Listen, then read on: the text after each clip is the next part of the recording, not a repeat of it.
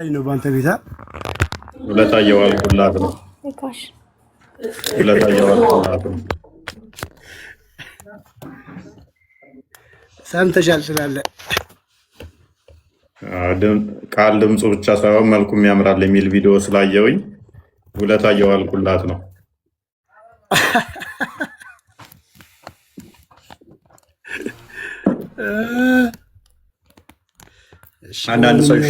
አንዳንድ ሰው ሊሸወድ ይችላል።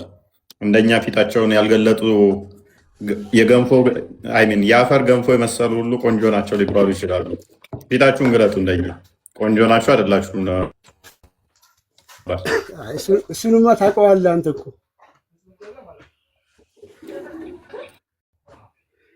ከአፈር ገንፎ ትንሽ ሻል እንደምትል አውቃለሁ።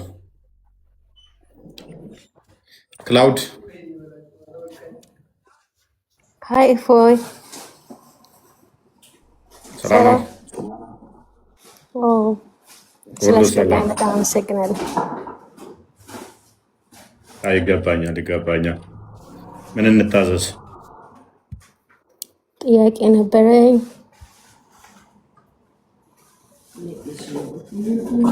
ቃልን ነው ሜቢ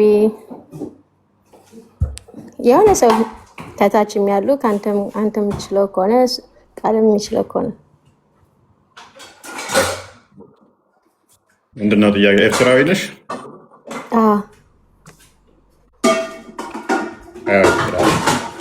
አማርኛ በደንብ አልሰማሁም። አማርኛ እንደ በደንብ ቻው።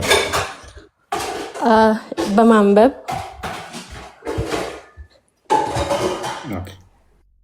በማንበብ እንደዚህ ይቻላል። አሁን እንዳለ ምን ባነብ ነው ትግርኛ በደንብ ሞስሊ ማለት ከህፃንነቴ የወንድሞቼ መጽሐፍቶች ነበሩ ከቤትና ብዙ ፊክሽኖች ምናምን አነብ ነበር ገና ከ9 ከ10 ዓመቴ ያለው በዛ ነው በደንብ እንትን ያልኩት እና በእኛ እርግጠኛ ነኝ ብዙ ፊክሽን አንብበሻል። ብዙ ፊክሽን ስታነቢ መጽሐፍ ቅዱስ ግን ብዙ አላነበብሽም። በጣም የመጨረሻ ላይ መጽሐፍ ቅዱስ ነው ያነበብኩት። ከቤት ዝም ብሎ ቁጭ ብሎ ነበርና 16 ዓመት ምናምን ሲሆን አነበብኩኝ ማለት ነው። እንዳለ 16 ዓመት በፊት ነበረ ፊክሽን ስታነብ የነበረው ነው። ከ10 ዓመት ጀምሬ ፊክሽኖች ምናምን ጋዜጣ ምናምን አነብ ነበር። ከዛ ግን መጽሐፍ ቅዱስ አነበብኩኝ ማለት ነው። ቆንጆ የንባብ ልምድ አለሽ ማለት ነው። እንደዛ ከሆነ አብዛኞቹ ፊክሽን እና ልቦለድ አይምን የፍልስፍና ነኮች እንደዚህ የሚያነቡ ሰዎች መጽሐፍ ቅዱስን አላነበቡ እና ፋይናሊ ምንድነው የሚሆኑት? ፊክሽን ነኮችን ያነባሉ ወይም ሳይንስ ፊክሽኖች እንደዚህ ያነባሉ። ከዛ ፊሎሶፊ ነገሮችን ያነባሉ።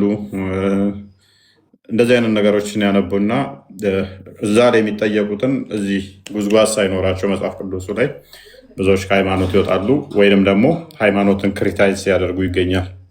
አስቀድሞ መጽሐፍ ቅዱስን ማንበብ፣ ከዛ በኋላ ግን ፊክሽን ብታነቢ ፊሎሶፊን ብታነቢ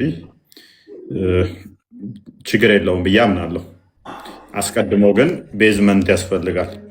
አብዛኛውን የኦርቶዶክሳውያን ወጣቶች ቀድመው ያነቡት ፊክሽን ነው።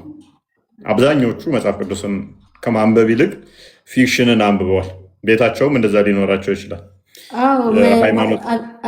አቋረጥኩ እንጂ አብዛኛው ጊዜ የሆነ ቤት የመጽሐፍ የፊክሽኖች መደርደሪያ ያለ፣ ግን የመጽሐፍ ቅዱስ ሁሌ ትራስር የሆነ ቦታ ይረሳል እና ለእኔም እንደዛ ነው ያጋጠመኝ። ገና አይኔን ስከፍት ፊክሽኖችን ነው ያየሁት። ገና የ9-10 ዓመት ምናምን እያለሁኝ ዝም ብዬ መጽሐፍ ምናምን ማንበብ ስጀምር ማለት ነው እሱን ነው ያገኘሁት እና ለረጅም ጊዜ አስታውሳለሁ። አንድ ጊዜ በአንድ ሌሊት መጽሐፉን ጨረስኩት። ነገ ጠዋት መልሽልኛለች ስለተባልኩኝ 300 ምናምን ፔጅ ከ12 ሰዓት እስከ 12 ሰዓት ነው የጨረስኩት ሌሊቱን ሙሉ። ኦኬ። መጽሐፍ ቅዱስ ላይ ሲሆን ግን ራሴን ወገቤን አንድ ምዕራፍ ለማንበባ መጽሐፍ ቅዱስ ደግሞ ልክ እንዳወቅኩኝ እንዳያስኮት ገና የ16 ዓመት ሲሆን ማለት ነው ከዘፍጥረት ጀምሬ ሳላቋርጥ ነው የሄድኩት። ልክ እንደዚህ ሱስ ይዞኝ ማለት ነው። እንደዚህ ነው እንደ መጽሐፍ ቅዱስ ከምል ነው የሆንኩት።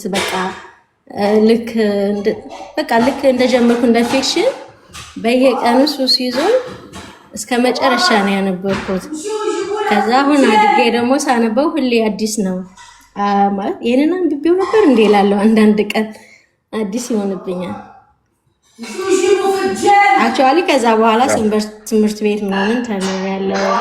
ሁሉንም ማለት ነው ሚስጥራት ምናምን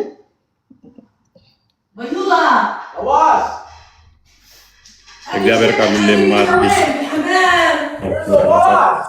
ሁሌም አዲስ ነው።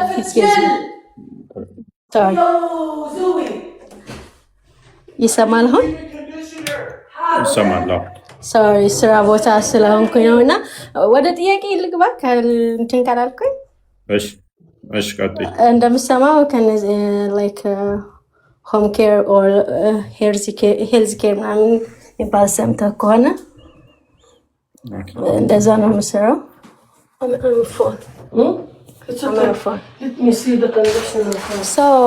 ምን ያጋጥመኛል መሰለህ ስራ ቦታ ላይ ወሽሩምን ዝጊ ሰይጣኖቹን እንዳይወጡ ምናምን ትለኛለች። የሙስሊም ፋሚሊዎች ናቸው እና አይገባኝም። ወሽሩም ከሸይጣኖች አሉ እንዴ ሁሌ እንትን እዚህ ስለምከታተል እንዴት ነው ከወሽሩም ሽንት ቤት ማለት ነው። በእስልምና ሰዎች ራቁት የሚሆኑበት አካባቢ ላይ ሴጣን ይመጣል ተብሎ ይታመናል እና ለዚህ ባዝ የምታደርጊባቸው አካባቢዎች ላይ በእስልምና ያላ ስምም አይጠራም እና ልክ ስገቢ ሙስሊሞቹ የሚሉት አለ ሲገቡ ማለት ነው። ገና በር ላይ ልክ በሩን ከፍተው ሲገቡ የሚሉት አለ። ከዛ በኋላ ያላን ስምም መጥራት አይችሉም። ሴጣን ያለው እዛ መላይኮችም የሉም ተብሎ የሚታመነው እና በሩን ዘግተው ስልክ ቢደወል ማንሳት አይችሉም፣ ማውራት አይችሉም፣ መጣራትም አይቻልም።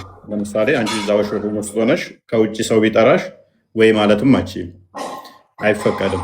እና ያንም ካላልሽ ደግሞ ስገቢ አይ ቲንክ በቀኝ መሰለኝ ሲወጡ በግራ መሰለኝ የሚወጡት እንደዛ መሆን አለበት። አለበለዛ ካካ ሲሉም በካካ በማያቸው ውስጥ ሴጣን ገብቶ እንደዚህ ጨጓራቸውን ውስጣቸውን ይበጠብጠው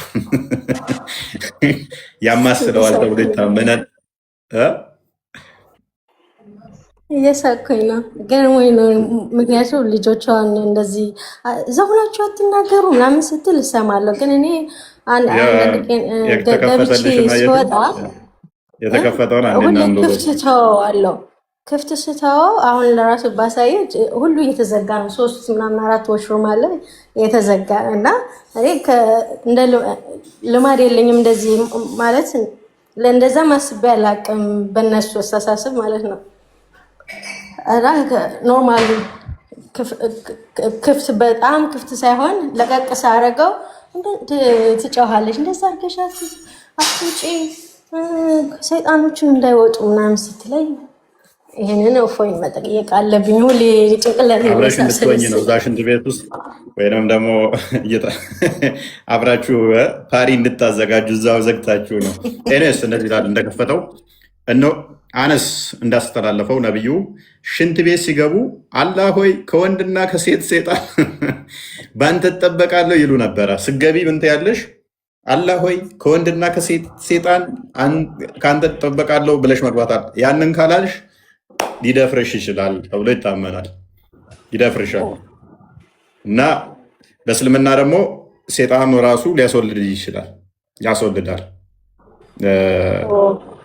ይሄ በቁርአንም ላይ ያለ ጋኔኖች አልገረሰሳቸው የሚለው ሱራ 55፣ 56 እና 55፣ 72 ላይ ይመስለኛል። አጋንንት ያልገረሰሳቸው ከሰውም ከጅኒም ያልገረሰሳቸው በጋንም ለሚሰጡ የሚለው እዚህ ያሉት ግን ሽንት ቤት ሲገቡ አጋንንት ዲስቨርጅን እንዲያደርጋቸው ስለሚችል ይሄ ስለሚታመን ነው። እና ስትገቢም ያንን ብለሽ ነው። ከዛ በኋላ ምንም ነገር ቢገጥምሽ ድምፅሽን ስልክ ማንሳታችን ምን አትይም። ይሄ ደግሞ ከየት መሰለሽ የመጣው የእነሱ ነቢይ ሙሐመድ የመጀመሪያ መገለጥ ሲመጣለት ቡሃሪ 3 ላይ ወይንም ደግሞ ቡሃሪ 6982 ወይም ሳይ ሙስሊም 160 ላይ ተጨንቆ ነበረ። በጣም ተጨንቆ ለከድጃ ነበር ያማከራት እና ለእሷ ባማከራት ሰዓት የሆነ አካል መጥቶ ጨንቆኛል፣ የሆነ ነገር እንዳልሆን እፈራለሁ ምናምን ብሏት ነበር። ቡሃሪ 4 ላይ ግን ያ መገለጥ ሲመጣልህ ለእኔ ናና ንገረኝ፣ እኔ ነቢይ ያ የሆነው የመጣው አካል ምን እንደሆነ እነግርሃለሁ ብላው ነበረ። ይሄን እንትን ላይ ሲራዎች ላይ ታገኘዋለሽ። ሲራ ኢብን ሻቅ ላይ አይ ቲንክ ፔጅ 72 አካባቢ ጀምሮ መሰለኝ ወይንም ደግሞ ጠበሪ ቮሊዩም 6 76ኛው አካባቢ ፔጅ ላይ ታሪኮቹ ተቀምጠዋል። እና ያ አካል የጨመቀው አካል ነቢይ መልአክ ነው አይደለም የሚለውን መለያ የተጠቀመችው ጭኗ ላይ ቀኝ ጭኗ ላይ ያስቀመጠችው ይታያሉ ያለችው አዎ ይታየኛል አላት። ግራ ጭኗ ላይ ያስቀመጠችው ይታያሉ ያለችው አዎ ይታየኛል አላት። መሀል ጭኗ ላይ ያስቀመጠችው ይታያሉ ያለችው አዎ ይታየኛል አለ። ልብሷን ስታወልቅ አይታየኝም ማለት ነው። በዚህ መስፈርት መሰረት መላእክቶች ራቁታዩ ይሄዳሉ። ስለዚህ ለአንተ የተገለጠልህ መልአክ ነው።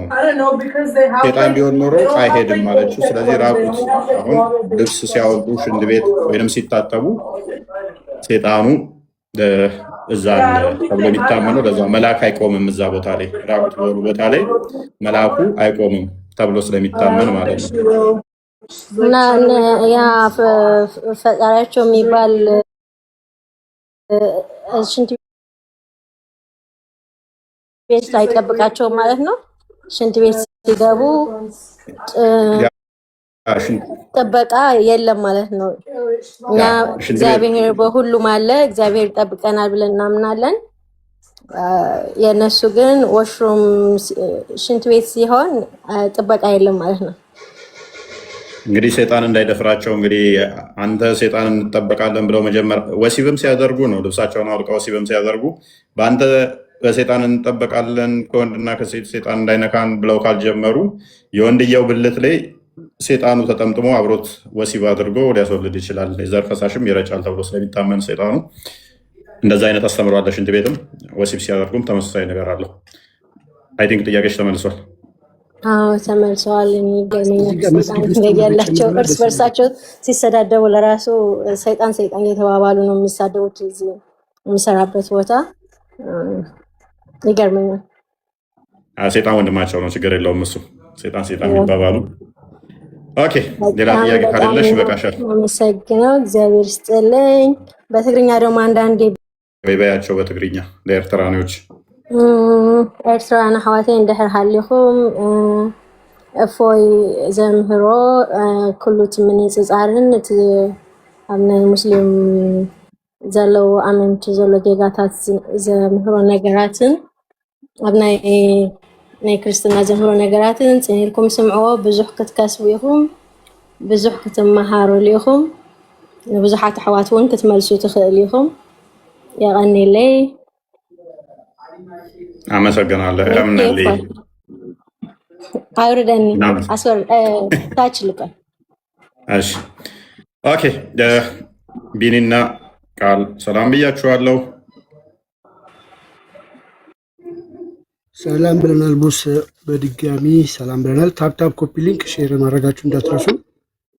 ታፕታፕ ኮፒ ሊንክ አድርጉት፣ ሼር አድርጉት፣ ስቶሪያችሁ አድርጉት። ሰላም ብለናል። አሪፍ ርዕስ ነው የሰጠች። እኔም በጣም ሁሌ ሰርፕራይዝ የምሆንበት ርዕስ ነው ይሄ ሴጣንና እስልምና ያላቸው ቁርኝት እና በጣም አሪፍ ናቸው።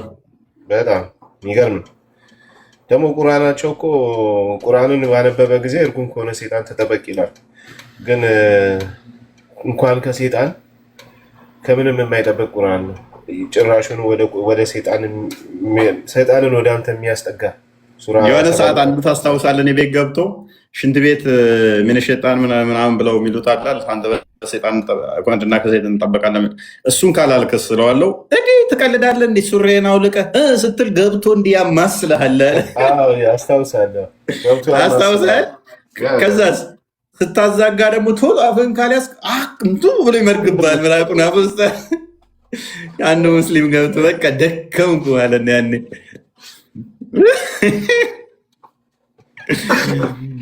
በየትኛውም እንቅስቃሴያቸው ላይ ሰይጣን በጣም በዚህ ያህል የሚፈተናቸው ከሆነ እስልምና ላይ ምን እንደሚሰሩ አላውቅም። ፖሊስና ሌባ ነው እኮ እነሱ ጋር።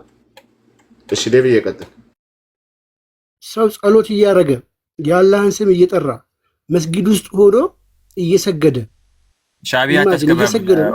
መስጊድ ውስጥ ነው። አንድ ጊዜ ዋብየው ሰይጣን መጥቶ በመቀመጫው ኡፍ እያለ ይነፋብሃል ሲባል እንዴት ይቀበላል? በጌታ ይሁት ምን እንደሚል ይሁት። እንግዲህ ቦልገል መረም ላይ ያለ ሐዲስ ነው። ቅጽ 1 ላይ ምን ይላል? ኢብን አባስ ነው ራሱ ዘጋቢ። ኢብን አባስ ማለት ደግሞ ቁርአንን ኢንተርፕሬት እንዲያደርግ የፈቀደለት ወይ ደግሞ ዱዓ ያደረገለት መሐመድ ብቸኛው ሰው ነው። ያጎቱ ልጅ ነው። እንዳስተላለፉት የአላህ መልእክተኛ እንዲህ ብለዋል፣ ከእናንተ አንዳችሁ ሰላት ውስጥ ሳለ ሰይጣን ይመጣና በመቀመጫው ትንፋሹን አድርጎ ይነፋበታል እየሰገደ ያስባል። ጎንበስ እንደዚህ ዘና መስገድ እንዲህ ዘና መስገድ አፍነ ነው መስገድ። ይሄ እኮ ሊትራሊ እኮ ግብረ ሰዶም ማድረግ ማለት እኮ ነው። ቂጥን እንትን ይልሃል። የግብረ ሰዶምነት ነው አስቧል። ወይንም ደግሞ እንትን ሰፍተህ ነው መግባት። ብረት ሾካማ ብረት ሰይጣኑ ማያስጠጋ መከላከያ ወይ ጨርቅ ደፍነው መግባት ነው። ወይንም ደግሞ ይሄ ህፃናት እንደ ህፃናት እንትን ምንድነው ዳይፐር አድርገህ መግባት ያለብህ ደፍነው ይቀልዳሉ እንዴ። እኔስ የዛሬ ቶፒካችን ደጃል እና አላህን ይመለከታል። ሰው ከእሱ ጋር በተያያዘ ነው ቶፒካችን። ስለ ደጃል እና ስለ አላህ የምንማማር ይሆናል ማለት ነው። ክርስቲያኖች በተቻላችሁ መጠን አትላኩ። ካሁን ጀምራችሁ ስለ ደጃል እና ስለ አላህ ይሆናል ቶፒካችን። እንግዲህ ስለ ደጃል ብዙ ኪታቦችን ጽፈዋል። ሰው ስለሱ ያለውን አስተምሮ የምንመለከት የምናየው ይሆናል ማለት ነው። ከድር አክቹዋሊ አቅመ ውይይት አይደርስም። ይሄድሽ በድር እንስጠው ወይንስ ከሰ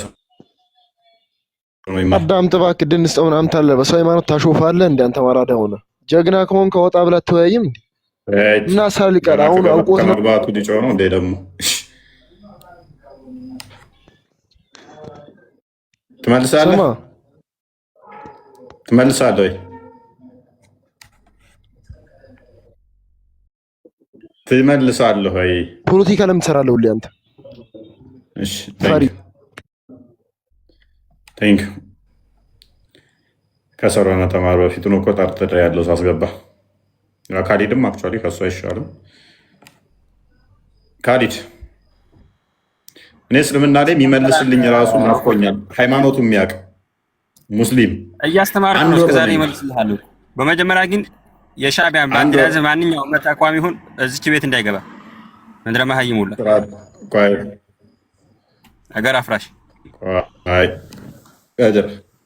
ከድር ስራ ጠብቅ። የኢትዮጵያ ላይ ቁጭ ብለህ እኮ ፍልስጤም ቢባ ፍልስጤም ተመታች አፍጋኒስታን የምትሉ ዳይፐር ቂጥላሽ እኮ ናችሁ እናንተ።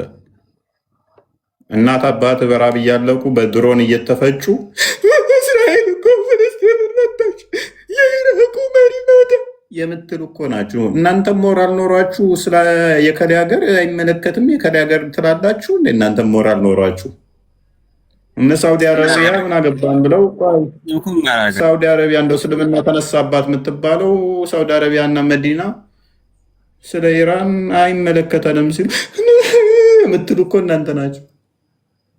ከእነኛ በልጣችሁ ማለት ነው። ስለምን ሀገር ነው የምታወራው? ጎረቤት እዚህ ጋር ሙስሊሙ እየተራበ እየተጠማ መንገድ ላይ ወድቆ እኮ ለእሱ ድምፅ ሳትሆነው ጋዛ ውስጥ እኮ እስራኤል አንዱ ሕፃን ሊገደለች ብለህ የምታለቅስ እኮ ነህ። ወንድምህ እዚህ ጋር በድሮን እያለቀ ኢትዮጵያ ውስጥ በሺህ እያለቁ እኮ ደንታችሁ አይደለም። ደግሞ እናንተም ታወራላችሁ ስለዚህ ጉዳይ። እፈሩ እንጂ ተደበቁ። ፖለቲካ ትስራና ስትመጣ ወደ ቶፒኩ ቀጥል። ፖለቲካ ትስራ ትላለህ። እኔስ ግን ዋሃብያዎች ነግረውናል፣ ኤርትራዊ መስጊድ እንደማያስገቡ ነግረውናል ዋሃብያዎች። በዚህ አጋጣሚ እናመሰግናለን። መስጊድ አታስገባቸው ቢመጡ ኤርትራውያን አላስገባም አላልኩም። እኔ ይሄን አላልኩም። የእሱ የሻዕቢያን ባንዲራ የሚይዝ ሁሉ የሻዕቢያን ባንዲራ የፈለገ እምነት የሚይዝ ካለ መባረር አለበት። የኢትዮጵያ ሀገራችን እያፈረሷል። አቡ አብደላ ምን አለመሰላችሁ? ባለፈው ሳውዲ ኑ ወደ እስልምና ግቡ ብላ አሁን ጦርነት ብከፍት አለ። ጎረቤት ሀገር ላይ ጦርነት ብከፍት ስንት አይነት ድንዝዝ ሙስሊም እኮ አለ። ለሀገሬ ይጋደላለሁ ለሀገሬ ይዋጋለሁ ሚላል አለ። ሳውዲ አሁን እኛ ላይ ወረራ ብፈጽም ወደ እስልምና ግቡ ብላ ለሀገራችሁ ነው የምትዋጉት ወይስ ለሳውዲ አለ። ለሀገራችንማ እንዋጋለን የሚል ስንት አይነት የተበላሽ አስተሳሰብ ያለው አለ አለ። ውሽ ሚንስ ኢትዮጵያ የሆነ ለማን መዋጋት ያለብህ ነው? ለሳውዲ። ወደ እስልምና ግቡ ብላ ሳውዲ አቅም ኖራ ራሱም እንደዚህ ነው ያለው። ቅዋ ተሰጥቷት ሳውዲ ወደ እስልምና ግቡ ብላ ጦርነት ብከፍቱ ጎረቤት ሀገራት ላይ ለሀገራችን እንሞታለን የሚል የተበላሽ ቂዳ ውስጥ ያለ ሙስሊም አለ አለ። እንደዛ የሚያምን እንደዛ የሚያስብ እና ብዙም ርቀት አትሂዱ። አስፈላጊ ከሆነ ሐዲስና ቁርአን ልጠቅስባችሁ ስለምችል ማለት ነው። እኔስ ወደ ቶፒካችን እንመለስ እና ደጃል ምንድን ነው እሱ? አቡ ካሊድ አቶ ካሊድ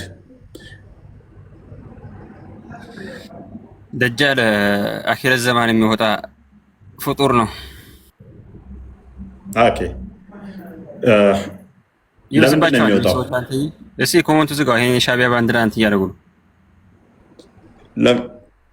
ለምንድን ነው የሚወጣው? እሱ ፊትና ነው። አላህ እንደ ፊትና ያስቀምጠው። ኦኬ ስለዚህ መጨረሻው ትልቅ እንትን ነው ማለት ነው። አጥፊ ነው ወይንስ አልሚ ነው? እሱ አምላክ ነኝ ብሎ ነው የሚነሳው። አምላክ ነኝ ብሎ ነው የሚነሳው። አምላክ ነኝ አምልኩኝ ይላል። ታዲያ አምላክ ነኝ አምልኩኝ ካለ ለምን አታመልኩት? እናንተ መስፈርታችሁ አንድ አምላክ ለመባል አምላክ ነኝ አምልኩኝ ማለቱ አይደለ? አምላክ ነኝ አምልኩኝ ካለ ለምን አታመልኩት?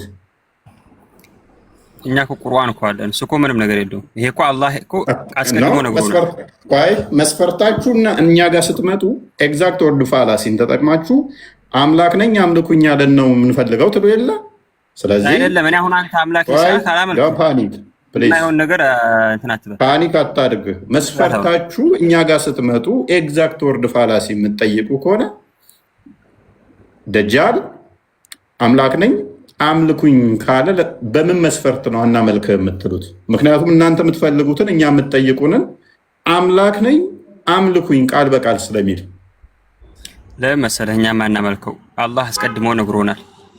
አላህ ሱብሓነሁ ወተዓላ አኺረት ዘመን ላይ ይሄ ፊትና እንደሚመጣ በሙስሊሞች መሃል ነግሮናል። ገብቶሃል? ደጃልና አንድ ጥቅስ ቆይ አውል ቤሪው አንድ ጥቅስ ብቻ ደጃል ይመጣል በቂያማ ቀን ብሎ ቁርአን ላይ የተናገረበትን አንድ ጥቅስ ብቻ ስጠኝ። አንተና ደጃሉ ቁርአን በሐዲስ ምናምን ነው። ተረጋጋ ቆይ። አንድ ጥቅስ ብቻ አላህ ደጃል ይመጣል ብሎ ቁርአን ላይ የተናገረበትን አንድ። እኛ በቁርአን በሐዲስ ነው ምናምን ነው አልኩ። ከሐዲስ ከፈለክ ሰጥ ይችላል። ሐዲስ እመን የሚል ቁርአን የለም። ቁርአንህ ግልጽና የተብራራ እንደሆነ ይናገራል። ሐዲስህ ሙሐመድ ከሞተ ከ300 ዓመት በኋላ የመጣ ተረት ተረት ነው።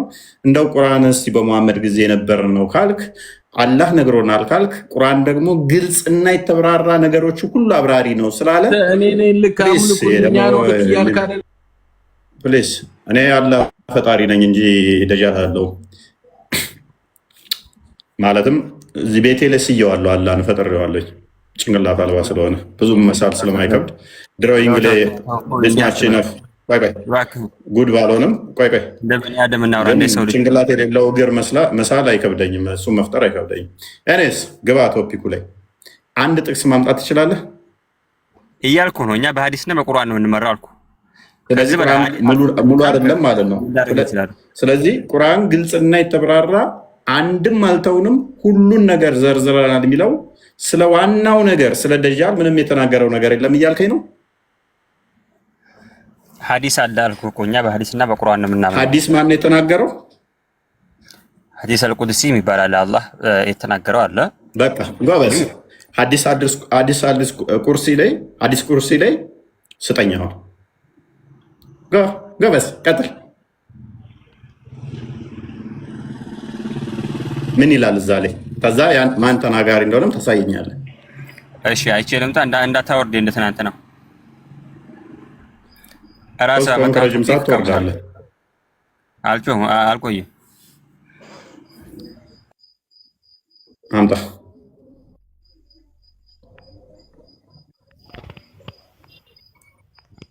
ኦኬ ነብኒ ነው የሚለው ነባኒ ምናምን ይሰማል። ነባኒ እስማኤል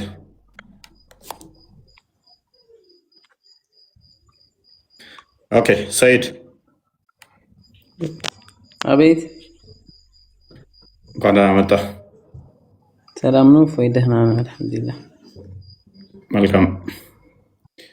ኦኬ ደጃልን ማን ነው የሚገለው? ደጃልን ዒሳ ኢየሱስ የት አለና ነው? ደጃል ገና የሚመጣ አይደል እንዴ? ኢየሱስም ይመጣል። ነፃ ሊያወጣ አይመጣም? እስቲ አንድ ጥቅስ ብቻ ቁርአን ውስጥ ኢየሱስ ይመጣል የሚል ስጠኝ። ነባኒ እስማኤል። ኦኬ አንድ ነገር ልናገር። እሺ ጥቅሱን ብቻ ኢየሱስ ይመጣል ስላል እስማኤል አንድ ጥቅስ ብቻ ይመጣል ከዛ ደጃልን ይገላል የሚል አንድ ጥቅስ ብቻ ንጽጽር ለዘላለም አቆማለሁ።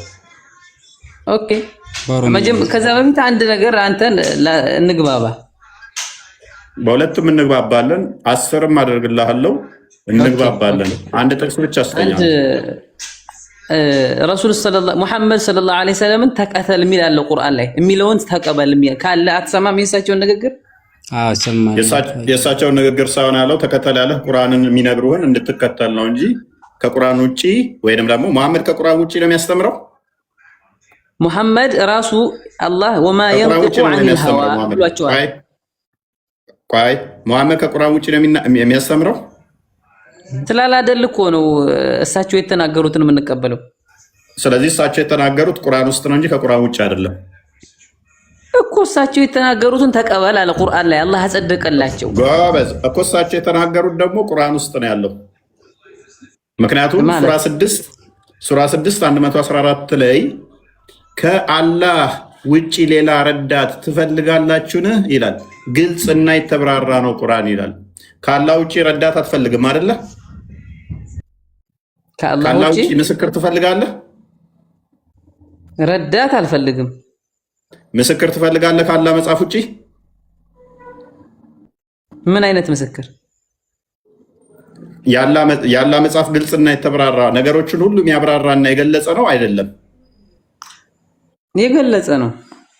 በቃ ስለዚህ ነገሮችን ሁሉ የገለጸ ለሁሉ ነገር ማብራሪያ ያለው አንድም ነገር አልተውንም ብናኝ ክብደት ያላትን እንኳን ቢሆን ስላለ አሁን ኢሳ የሚባል አካል ተመልሶ ይመጣል፣ ደጃልን ይገላል። ብናኝ ብትሆን ያለውን እስኪ አምጣልኝ። አንተ ብናኝ ብትሆን አልተውንም ያለውን አምጣልኝ።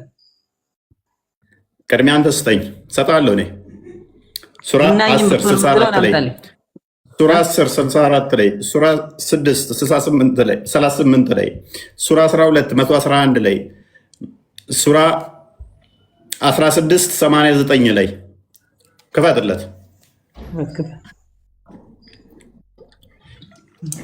16 80 ስንት ነው የከፈትከው? 10 64 ጋር እየገባሁ ነው። እሺ ክፈት።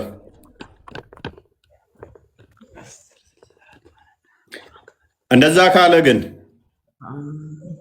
ካለ ብናኝንም ቢሆን አልተውንም ካለ ስማ፣ እንዴት ታደርጋለህ? 1689 እንዴት ታደርጋለህ? የማደርገው ብናኝ ሁሉንም አልየውም አክመልቱ ለኩም ስላለ ያው አሳይሃለሁ የረሱልን ንግግር መከተል እንዳለብን። ችግር የለውም ታሳየኛለህ፣ ግን በዚህ ትስማማለህ ማለት ነው። እንዴት? ኦኬ አንበው። እሺ መልካም። በህዝቦች ሁሉ ውስጥ ከጎሳ በእነርሱ ላይ መስካሪ የምንቀሰቅስበት አንተም በዚህ ህዝቦች ላይ መስካሪ አድርገን የምናመጣህን ቀን አስታውሰን። መጽሐፍንም ለሁሉ ነገር አብራሪ መሪም እዝነትም ለሙስሊሞችም አብሳሪ ሆኖ በአንተ ላይ አወረድን። ምን ይላል? ምን ይላል? ብናኝ የሚለው ምን አይታለ? እሰጣለሁ። ይሄንን ፍታልኝ። ምን ይላል? ቆይ ቀጥል። ይሄንን ምን ይላል? ይሄንኛው አረበኛውን ብታሳየኝ ገባኝ ነበር። ይሄኛው አማርኛ አሳየው። አረብኛው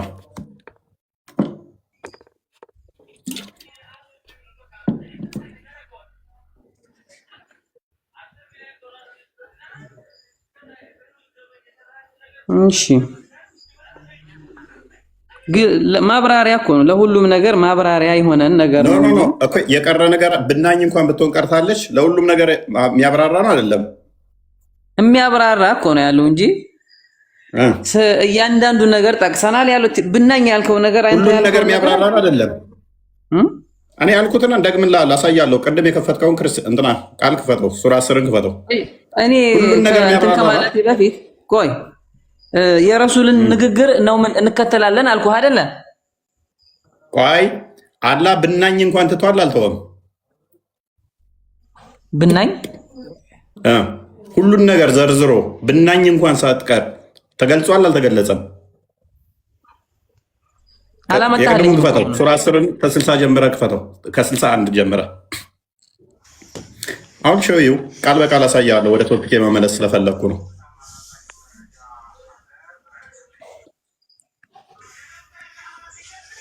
ከ61 ጀምር አድርገው ጊዜ ለመቆጠብ። ኦኬ አንብበው እስኪ። መሐመድ ሆይ በማንኛውም ነገር ላይ አትሆንም፣ ከእርሱ ከቁርአን አታነብም። ማንኛውንም ስራ አንተም ሰዎችህም አትሰሩም። በገባችሁበትም ጊዜ በእናንተ ላይ ተጠባባቂዎች ብትሆን እንጂ በምድርም ሆነ በሰማይ የብናኝ ክብደት ያክል ከጌታ እውቀት አይርቅም። የምን ያክል? የብናኝ ክብደት ያክል ከጌታ እውቀት አይርቅም። ከዚያም ያነሰ የተለቀም የለም በግልጹ መጽሐፍ ውስጥ የተጻፈ ቢሆን እንጂ ይላል። ብናኝ እንኳን ብትሆን ምንም ነገር የቀረ የለም። እያንዳንዱ ተጽፏል፣ አልተጻፈም። ኦኬ አሁን አረበኛውን አሳይኝ አንዴ። ቀደምም እኮ አረብኛ ብላ አረብኛ ላይ ሲደረግልህ ምላስን ነው ያዋጥከው። አልዋጥኩም። ለእኔ አሁን ያልከኝ ነገር ለእኔ ለምሰጥህ መረጃ አሁን አትጮህ። ኧረ አልጮህኩም። ቀጥል።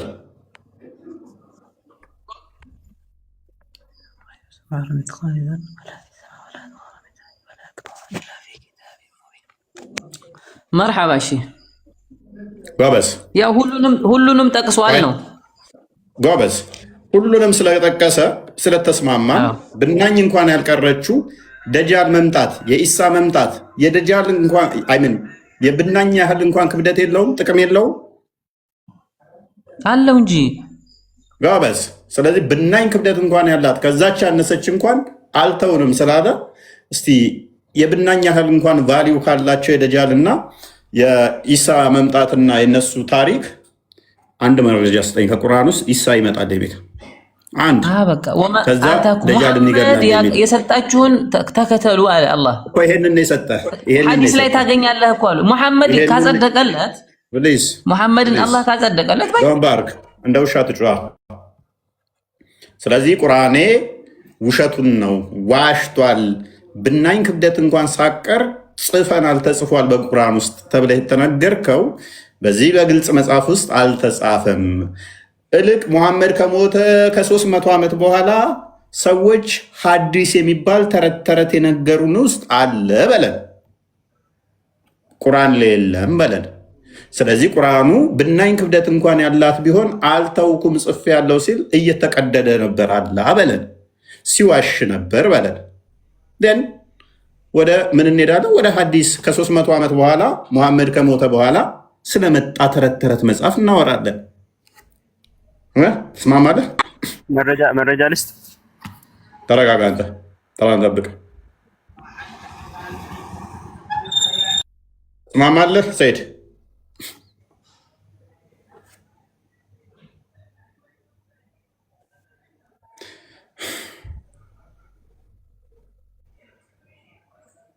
ትስማማለህ ወይ?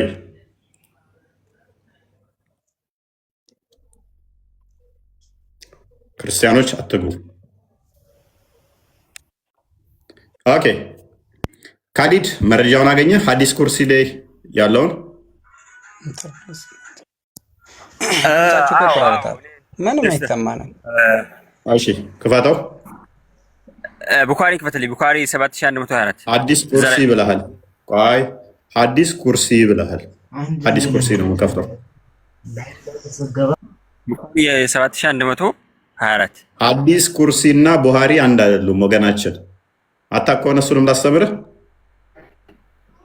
ቡኻሪ እና ሐዲስ ኩርሲ አይገናኙም።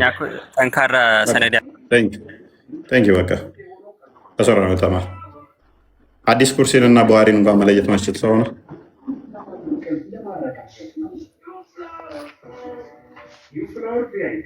ኦልራይት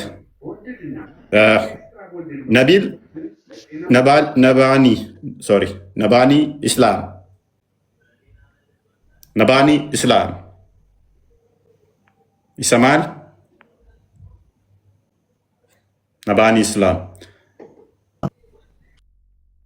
እንኳን ደህና መጣ። እንኳን ደህና መጣ። ከእንቅልፍ አልነቃህም እንዴ? ሃይደር እንኳን ደህና መጣ። ሃይደር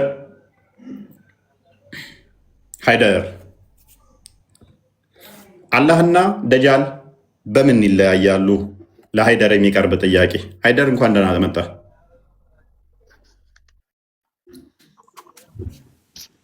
እንኳን ደህና ቆያችሁ። ይሰማል? ትሰማለህ? ሰላም ነው?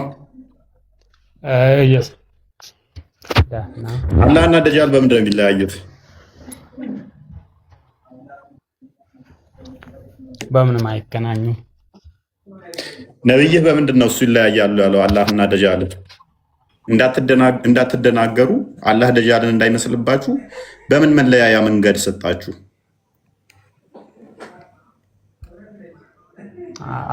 መለያ ተብለው የተጠቀሱ ነገሮች አሉ። ለምሳሌ መለያ ተብለው የተጠቀሱ ነገሮች አሉ።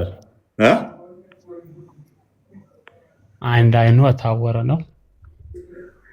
ኦኬ፣ አንድ አይኑ የታወረ ነው ማለት ስለዚህ አላህ አንድ አይኑ የታወረ አይደለም ማለት ነው። አላህ እውር አይደለም፣ የሚያይ ነው። ኦኬ፣ ስንት አይን ነው ያለው አላህ? ለአላህ ቁርአን ላይ የተገለጸ ከሆነ በተገለጸው አይነት ግልጽ እኮ ነው። ምክንያቱም አላህ ከደጃል ጋር የሚለያይበት ደጃል አንድ አይኑ እውር ነው ከተባለ አላህ ሁለት አይን አለው አልታወሩም ማለት ነው አይደለ? ኮምፓሬሽኑ እንደዛ ስለሆነ ቁጥር ላይ ብቻ አይደለ ኮምፓሬሽኑ። ቁጥር ላይ ብቻ ሳይሆን የማየትና ለማየት ሁኔታም ላይ የአላህ አይን እውር አይደለም። የደጃል አይን ግን አንደኛው እውር ነው። ስለዚህ የግድ አላህ ሁለት አይን አለው ነው ማለት አያስችልም። ስንት አይን ነው ያለው ካዳ? ነው እሱ ቁርአን ላይ የተጠቀሰ ነገር ካለ በተጠቀሰው አይነት አምናለሁ። አሁን ማይነጻጸሩ ነገሮችን ብዙ አይኖች ካሉት ደጃል አንደኛው አይኑ እውር ነው፣ የአላህ ግን እንደዛ አይደለም ከተባለ ኮምፓሬሽኑ የተሰሩት የአይን ጉዳይ ስለሆነ የደጃል አንድ አይና እውር ነው፣ የአላህ ግን አይደለም ከተባለ አላህ ሁለቱ አይን አለው እውር ያልሆኑ የደጃል ግን አንደኛው ታውሯል ነው። ከማየት አንግል ቢሆን ከማየት አንግል አይደለማ። ምክንያቱም አንድ አይኑ እውር ነው ሲባል አንደኛው አይኑ ልክ እንዳላህ አይን እኩል ያያል ማለት ነው። ኖ አላህ ሁሉንም ነገር ማየት የሚችል እሱን ግን እኮ ውድድር አሁን ከማየት እኩል ሎንግ ዲስታንስ ከማየት አንጻር ከሆነ ሎንግ ዲስታንስ ከማየት አንጻር ከሆነ አንድ አይኑን ነው እውር አድርጎ የሳለው አይደለ? አንድ አይኑ እውር ነው። ጌታችሁ ግን አንድ አይኑ እውር አይደለም፣ አላህ እውር አይደለም የሚለው ሲመጣ የደጃል አንደኛው ሊተራል እውር ነው አይደለ? አንደኛው ግን ያያል አይደለ? ኮምፓሬሽኑ አንደኛው አለማየትና አንደኛው አይኑ የማየት ጉዳይ ነው። ለእንትና ግን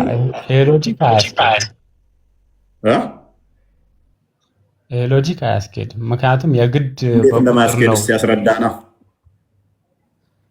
ምክንያቱም ከማየታቸው ከአቅም አንጻር ሊሆን ቢችልስ ብሎ ነገር የለም። አላህ ብዙ በደንብ ያያል፣ ደጃል በደንብ አያይም ብሎ አይደለም የተናገረው። አምላክህ ምን ብሎ የተናገረው? ነብይህ እንዳትደናገሩ፣ በደጃልና በአላህ መካከል እንዳትደናገሩ፣ ጌታችሁ አንድ አይን አይደለም፣ ደጃል ግን አንድ አይና ነው ብሎ ነው የተናገረው እንጂ አርቆ ያያል አርቆ አያይም የሚል አይደለም የተናገረው። ምክንያቱም ይሄንን ደግሞ አላህን ደግሞ በፍጡር ልንመስለው ስለማንችል የግድ ነብይ ግን አመሳሰለው። ነብይ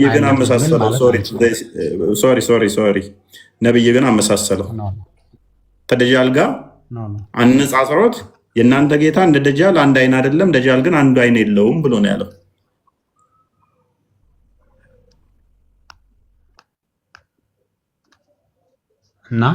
እና ከቁጥር አንጻር ነው ልትለኝ ነው? ከዚህ አንጻር እንደዛ ስላለ አብሶሉትሊ ከቁጥር አንጻር ካልሆነ ደጃል አላህ እነዚህ የሚታይ የሚዳሰስ አይን ባይኖረው ኖሮ እንዳትደናገሩ የእናንተ ጌታ አንድ አይኑ እውር አይደለም፣ የደጃል ግን አንደኛው እውር ነው ተብሎ ሊነገር አይገባም። ምክንያቱም እሱ ለምሳሌ እንደዚህ እንደ ደጃል የሚታይ አይን ባይኖረው ግንባሩ ላይ ወይንም ደግሞ መንፈስ ቢሆን እንደዚህም ተብሎ አይነገርለትም።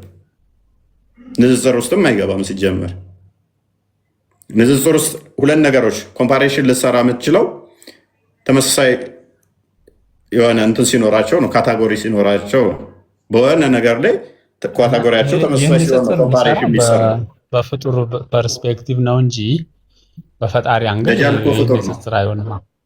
ደጃል እኮ ፍጡር ነው። አሁን አንተ ፍጡርና ፈጣሪ ነው እያወዳደር ካለው። እኔ አይደለሁም ያወዳደርኩት። እንዳትደናገሩ ደጃል አንድ አይና ነው፣ አላህ ግን አንድ አይና አይደለም ብሎ ያለው እኮ ነው አይደለሁም። ስለዚህ አንድ አይና አይደለም እኮ ይሄንን ንጽጽር የሰጠው ነው አይደለሁም። ኦፍ ኮርስ ያውልህ አንድ አይና አይደለም እያልከኝ እኮ ነው አላህን። ስለዚህ ግን ከማን ጋር ተነጻጽሮ ነው? ከማን ጋር ተነጻጽሮ ነው? የግድ ተነጻጻሪው ሁለት አይን ስላለው አንተ ይሄ ኖርማል ሎጂካል እየሄድክ ነው ያለው። ይህንን ሎጂክ በፍጹምና በፈጣሪ ዘንድ አይሰራም። አይደል ሊነጻጸር የሚችለው አንድ ነገር እሺ፣ አብራራልን። አንተ ከምን አንጻር ነው ያነጻጸረው? ከማየት አቅም ከማየት አንጻር ይነገራል እንዴ? አንድ ሁለት ተብሎ የማየት አቅም ይነገራል?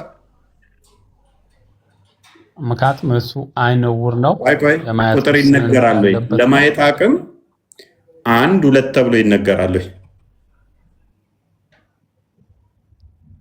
አይደለ? ይሄን ሎጂክ እዚች ቦታ ላይ አይሰራም። ተበላህ። አየህ በቁጥር ነው የተናገረው ነብይ። ለአላህም ቁጥር ነው የተጠቀመው፣ ለደጃልም ቁጥር ነው የተጠቀመው። ቁጥር ደግሞ መጠንን ይገልጻል እንጂ የሆነ ሰም ኤክስቴንት እንደዚህ በርቀት ያያል ምናምን የሚልን አይደለም። ቁጥር ላይ ቤዝዶ ነው። አላህ ቁጥር ላይ ቤዝዶ ነው። 2 ሲሆን በደንብ ያያል፣ ብዙ ሲሆን በደንብ ያያል፣ 1 ሲሆን በደንብ አይነት ስታፍ ውስጥ ከገባ ወደ ፍጡር እስከተትከው አሁንም ማለት ነው። ምክንያቱም እኔ አንድ አይኔ ሲሆን የማየው በዚህኛው ሳይድ ያሉትን በዚህኛው መጠን ያሉትን ብዛት ላይ ትንሽ ነው ማየው። 2 ሲሆን ደግሞ ከብዛት አንጻር በዚህ ያለው ማለት ነው። አላህንም እንደዛ ከከተትከው በቁጥር ገድበህ ወደዛ ውስጥ መከተው ከሆነ ከፍጡር ጋር መሳሰልከው።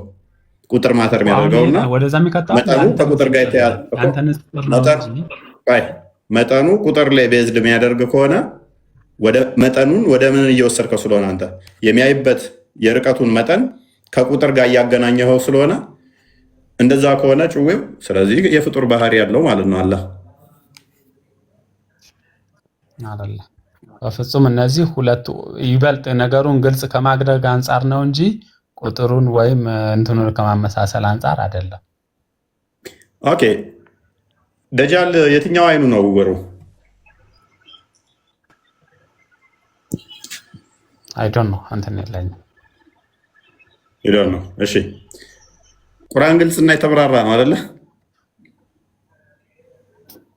በትክክል መህዲ ነው የሚቀድመው ደጃል ነው የሚቀድመው?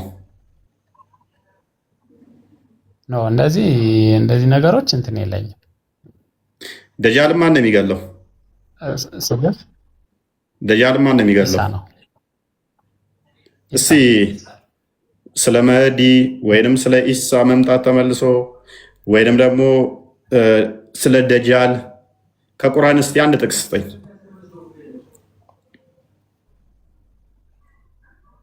ከሐዲስ እሰጥሃለሁ። ቁርአን ላይ የለም የተረት ተረት ማለት ነው። ተመሳሳይ ቁርአንና ሐዲስ በመረጃነት ሁለቱም መለኮታዊ ቃል ናቸው። ሁለቱም እኩል መረጃ የሚሆኑ ናቸው። ስለዚህ ሁለቱም መለኮታዊ ቃል ናቸው ሐዲስና ቁርአን።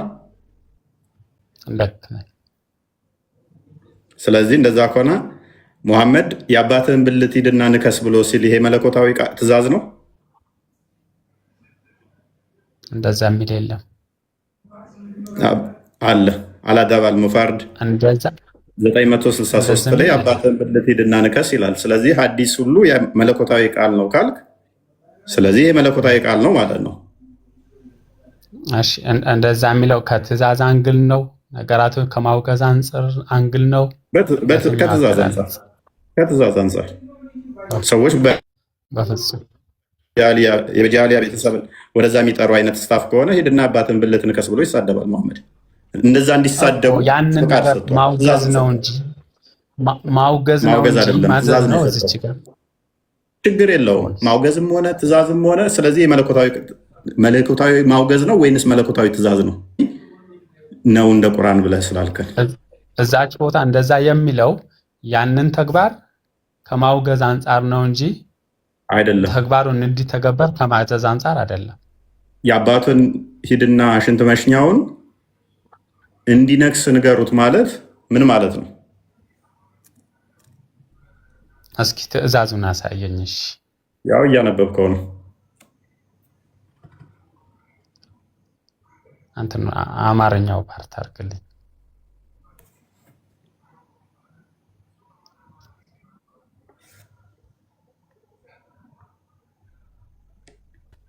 ኦክ ብለህ እስኪ አንብብልኝ። እሺ ትንሽ ዙም አልሆነ ማለት ነው። እኔ ያፍራሉ ይህንን ቃል አልጠራም። አንተ ራስህ አንብበው፣ የአንተ ሃይማኖት ያነሳ ስለሆነ። እሺ በዚህ ጉዳይ የሚል አለ። እሺ ቀጥል።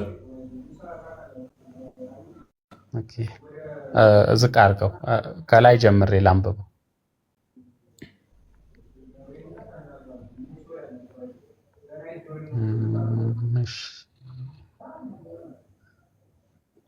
ድምፅ አይሰማም። ሰው የዘር ሐረግ ይላል። እያነበብኩኝ ነው። አንድ ሰው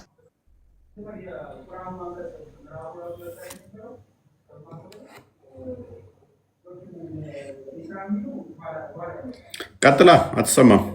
እኔ ጋር የማይሰማው ጸጥ ብሏል።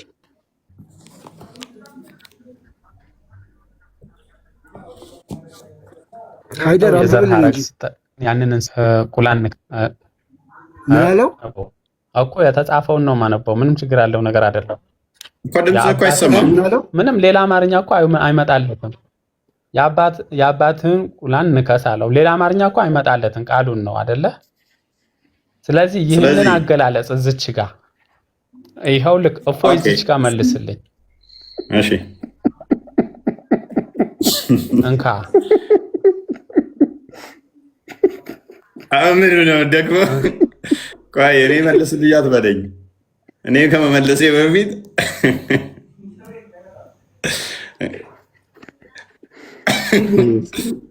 የአባትን እንትን ንከሳለው ብለህ እንካ ሲል አህመድ ደከመ ማለት ነው። ንክሻው ለእኛ እኮ አይደለም። ይሄንኛ አሁን ያኛው ተናጋሪ ነው። ቀጣይ ትእዛዝ እንደሆነ መሐመድ እንዳዘዘ ቀጥልና አንብበው ጨርሰው። ይሄንን ትእዛዝ የሰጠው ማን እንደሆነ ሳባው ነው። ይሄንን ያለው ንከስ ያባትን አሁን ያልከውን ሽንት መሽኛው ነው ያለው ሳባው ነው። ሳባው ደግሞ ከማን ሰምቶ እንደሆነ ያለውን ቀጥልና አንብበው።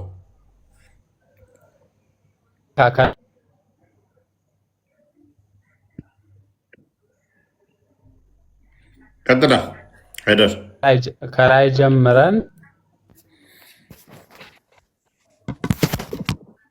ሃይደር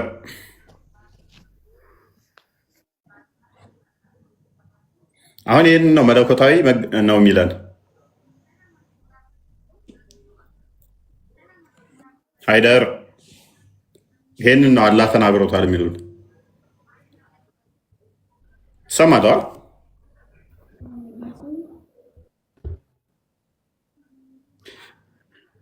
ስታክ አደረግክ እኮ ከላይ ጀምረናት በደህና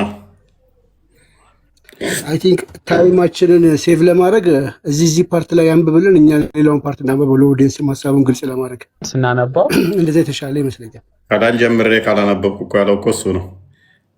ያ አይደር አለ አይደር ንቅጥብብን የኔ በለኝ ወደኖቼ ዩቱብ ላይ ያላችሁ እንዴት ናችሁ? ሰላም ናችሁ? ያጀማ ዩቱብ የዩቱብ ጀማ እንዴት ነው? እቁብ የበላ ማን ነው ዛሬ ለነገ የሚጋብዘን ሰው መያዣ?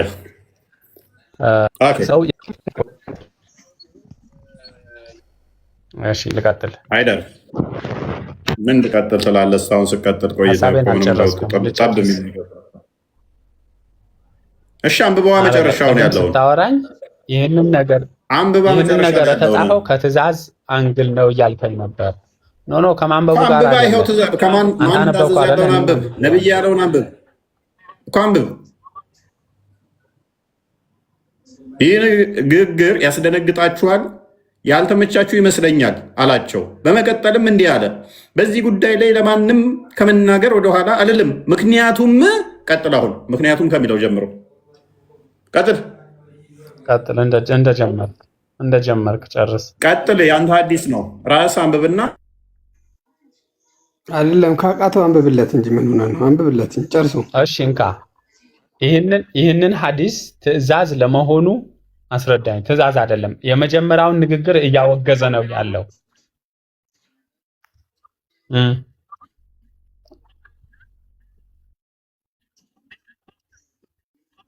በቃ ከተነበበልህ እለፈው።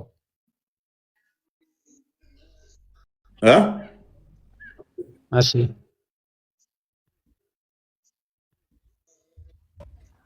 ያለ መላእክተኛ ይላል። እሺ ቀጥሎ እኮ በቅንፍ ያለው ሰላዋት አውርድ። እሺ እንትን አይደለ ትንሽ ዙም አይደለም፣ እኔ ጋር አይታይም። ሰለላሁ ዐለይሂ ወሰለም አለ እንዲህ ሲሉ ሰምቻለሁ። ቀጥል አሁን። እሺ ቀጥል። ራሱን ከሚለው ጀምረ ቀጥል። ራሱን ወደ ጃሂልያ የዘር ሐረግ የሚያስጠጋ ከዛ የሚመካ ስለዚህ ይህንን ንግግር እያወገዘ ነው ወይስ ትእዛዝ? ጨርሰው ሰው የሚመካ ሰው ይህንን መልስልኝና ልጨርሰው። አዲሱን አንብብ ቅድሚያ። ይችን መልስልኝና ልጨርሰው። እስከዚህ የደረስንበት የመጀመሪያው ንግግር እያወገዘ ነው ወይስ ትእዛዝ እየሰጠ ነው? ትእዛዝ እየሰጠ ነው። በዘር ሐረግ የተመካው ትእዛዝ እየሰጠ ነው። በፍጹም ያንን በዘር መመካትን የማይቻል መሆኑ የሚያወግዝ ነው እንጂ በዘር መመካት የዚህ አስጠያፊ ነው ለማለት ነው እንጂ ያንን ተግባር ፈጽም አይደለም። በዘር ሐረግ ለሚመካ ምን እንድትለው ነው ትእዛዝ የሰጠህ? ቀጥል። የተጠየቀውን ብቻ መልስ። የአባቱን ብልት ምን? የአባቱን ብልት ምን? እጅ ነው እግር ነው? ብልት። የአባቱን ብልት ምን? ሲጀመር የአባቱን ብልት እንደ መንከስ ነው ለማለት ነው። ሌላ ነገር ገብቷችኋል? አይደለም። በስርዓት በል። አንደኛ የአባቱን ብልት አይደለም የሚለው፣ ሁለተኛ እንደ መንከስም አይደለም የሚለው። በስርዓት አማርኛ መዝረክረክ ነው። አረበኛው እንደዛ አይደለም የሚለው። ምንድን ነው የሚለው? አንብበው። ያ አረብኛው ልተርጉምልህ በለው። ቀጥል። በለው ቀጥል።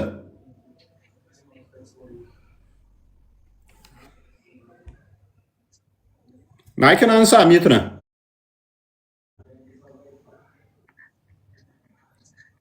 በአፍ ያዝ ነው የሚለው አረብኛው። እንደውም ንከሰው። አንስቻለሁ። እስኪ አረብኛውን አንዴ ጓደኛዬ ሀሳብ ያልጨረስኩ ከዚህ ጀምረህ እንደዚህ አንብብልን። አረብኛው ከዚህ ከቢጫው ከትልቁ ጀምረህ ምንም አማርኛውም አረብኛውም ቢደባላለቅም ምንም ለውጥ የለውም። እኔ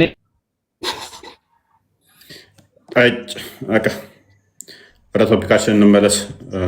ገና ከ3ኛ ክፍል ያላለፉ ናቸው እነኝህ። አህመድ እንኳን ደህና መጣህ። እንኳን ደህና ቆየህ። መልካም ይመስገነው። ስለ ደጃል እንዴት ነው እሱ? ደጃል ይመጣል ብለህ ታምናለህ? ይመጣል። ኦኬ፣ ደጃል ይመጣል። ብዙ ሙስሊሞችን እንትን ይላል፣ ይዋጋል አይደለ? እንደዛ የምታምኑት? ብዙ ሙስሊሞቹ ምን ብሎ ነው የሚዋጋው? ምንድን ነው ደጃል ታዲያ? ደጃል አታላሊ ነው። አንዳንተ ደጃል ለምንድን ነው እሱ ለማታለል ሐሰተኛው መሲህ የተባለው? ለማታለል ነው የሚመጣው። ደጃል ሲመጣ እኔ ጌታ ነኝ፣ እኔ አምላክ ነኝ ይላል አይደለ? አዎ። እኔ አምላክ ነኝ፣ እኔ ጌታ ነኝ ካለ ደጃል፣ እሱ ደግሞ የኢየሱስ ተቃራኒ ነው፣ የኢሳ ተቃራኒ ነው። ለምን ተባለ? አንቲ ደጃል አንቲ ክርስቶስ ለምን ሆነ? ምክንያቱም ኢየሱስ አምላክ ካልሆነ እንዴት ደጃል አምላክ ነኝ በማለቱ የኢየሱስ ተቃራኒ እንዴት ሊባል ቻለ?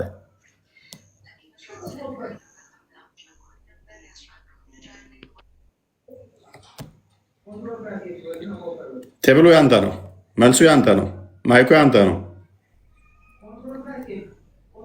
በደንብ አስተውሉ።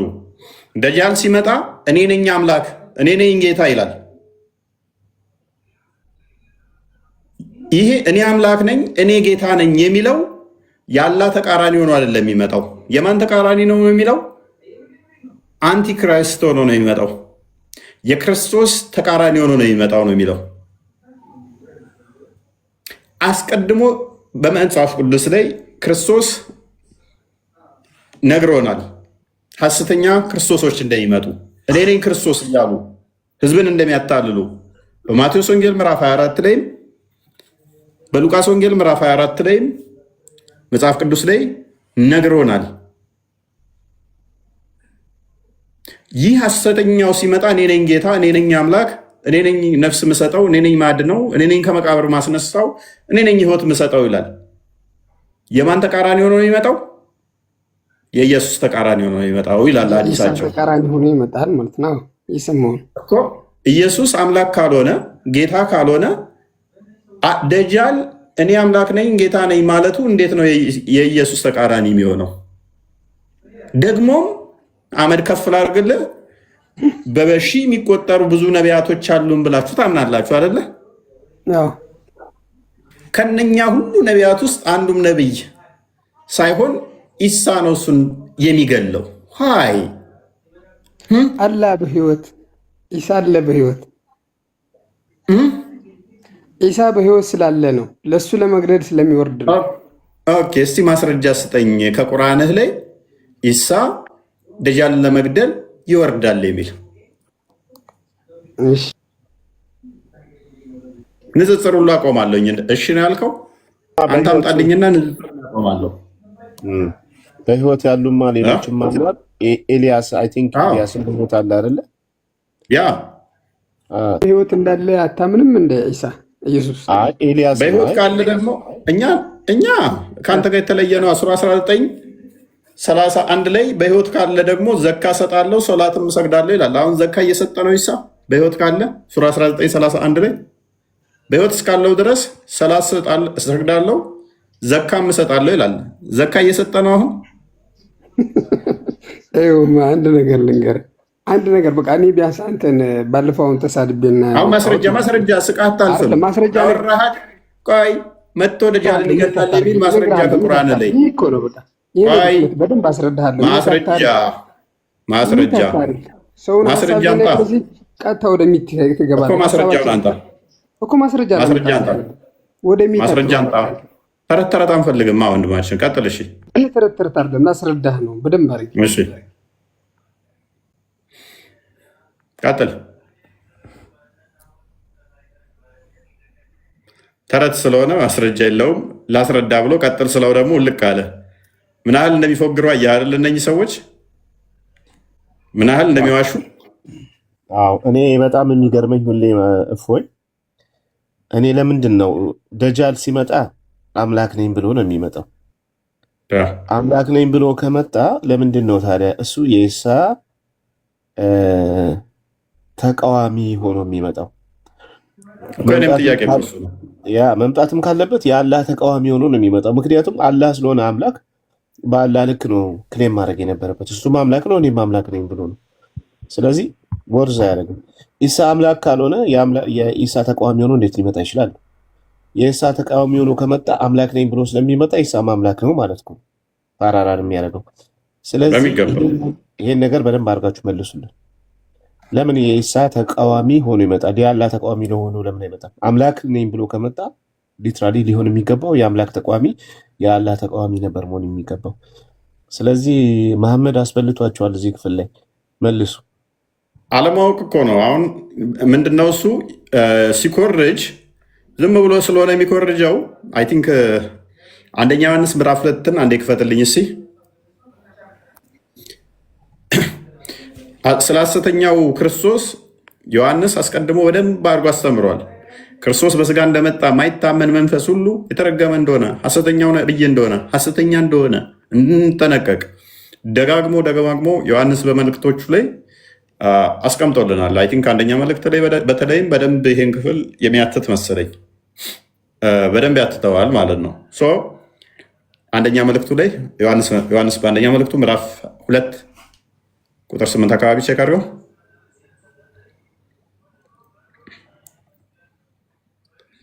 ልጆች ሆይ እያለ ዳግመኛም ትእዛዛትን እሺ ቁጥር 18 አድርገው እስኪ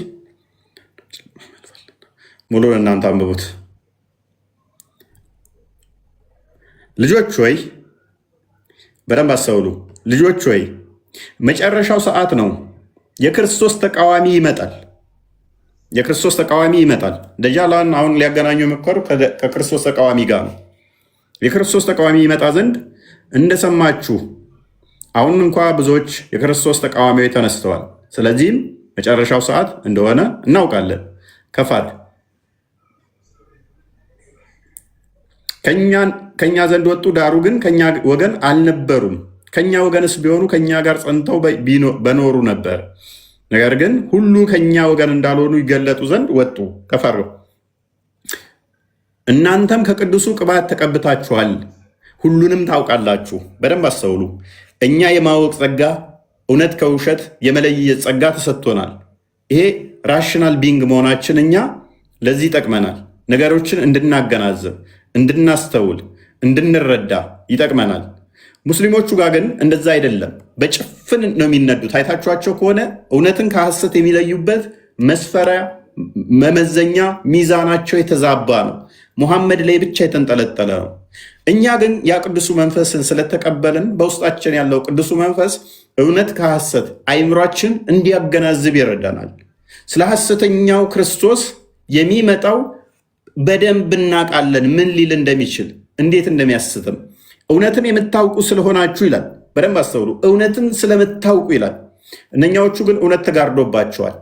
እውነትን የምታውቁ ስለሆናችሁ ውሸትም ሁሉ ከእውነት እንዳልሆነ ስለምታውቁ እንጂ እውነትን ስለማታውቁ አልጽፍላችሁም ይላል። ከፈሩ ክርስቶስ አይደለም ብሎ ኢየሱስን ከሚክድ በቀር ውሸተኛው ማን ነው? አብንና ወልድን የሚክድ ይህ የክርስቶስ ተቃዋሚ ነው።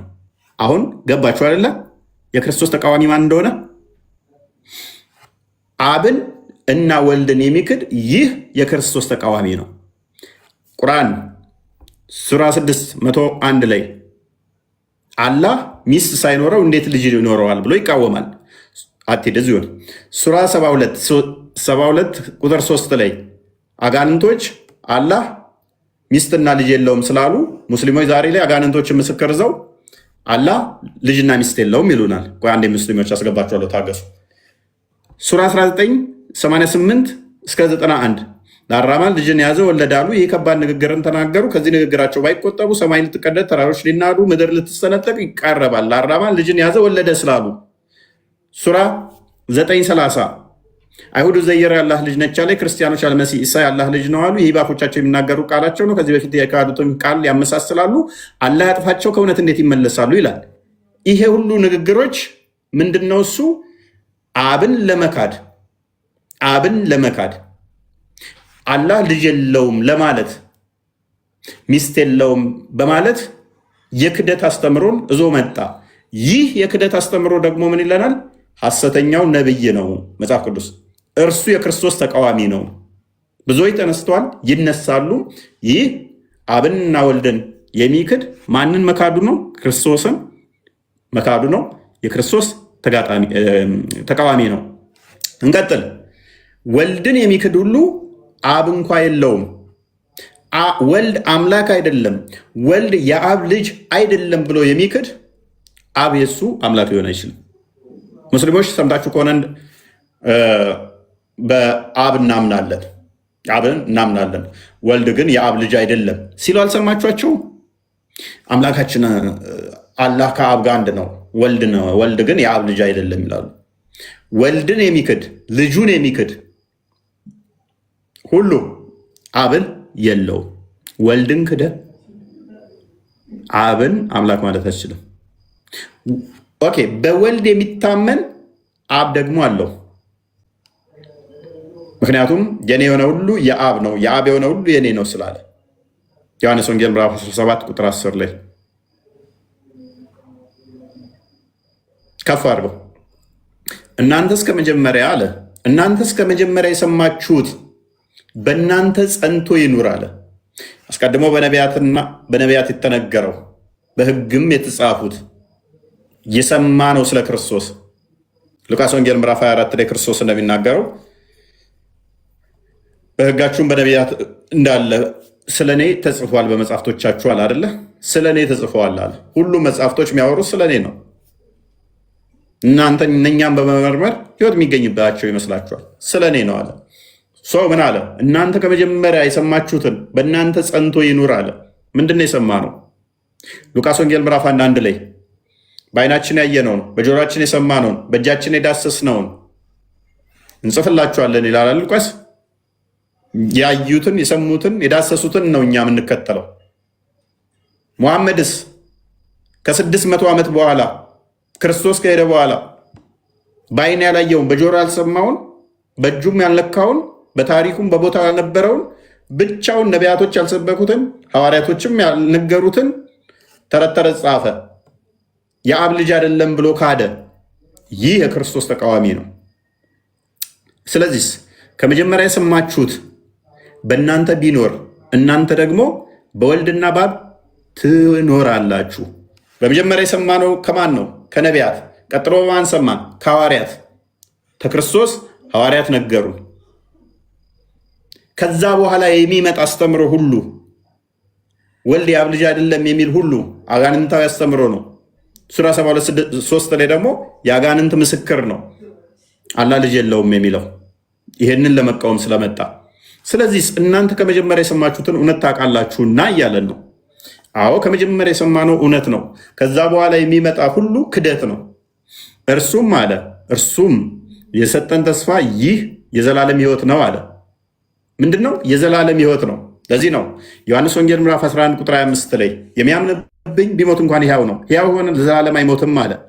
ዮሐንስ ወንጌል ምዕራፍ 6 ቁጥር 40 ላይ የአባቴ ፍቃድ ይሄ ነው፣ ልጅን አይቶ በእርሱ የሚያምን ሁሉ የዘላለም ሕይወት ይኖረዋል፣ እኔም በመጨረሻ ቀን አስነሳዋለሁ አለ። እርሱም የሰጠን ተስፋ ይህ የዘላለም ሕይወት ነው አለ። ስለሚያስቷችሁ ሰዎች ይህንን ጽፌላችኋለሁ፣ ወደፊት ልስት እንዳትችል ይሄን ነግሬሃለሁ። ከፈርበው እናንተስ እንዳንስትህ ምን እናድርግ? ይሄ ተጽፎልናል። እናንተስ ከእርሱ የተቀበላችሁት ቅባት በእናንተ ይኖራል። ያ ቅዱሱ መንፈስ በውስጣችን ያደረው እውነት ከሐሰት የምንለይበት ሚዛን በውስጣችን አለ። ማንም ሊያስተምራችሁ አያስፈልጋችሁም። ሰንበዲ መጥቶ አይ ወልድ እኮ የአብ ልጅ አይደለም፣ ወልድ እኮ አምላክ አይደለም፣ ወልድ እኮ አልተሰቀለም፣ ወልድ እኮ መጥቶ ተደጃል ጋ ገና ጦርነት ይገባል ያኔ አላህ አስመልጦት የሚል ተረት ተረት ሊያስተምረን አይገባም። እንደዚህ አይነት እንቶ ፈንቶ የሆኑ ቧልት አንድ አረብ ሀገር ላይ ተረት ተረት ሰምቶ ጆሮ ጠቢ የሆነ ሱራ 9:61 ላይ ሊነግረን አይገባም። ይህ አካል ሊያስተምረን አይገባም። እኛ በነቢያትና በሐዋርያት ላይ የታነጽን የተመሰረትን ስለሆን።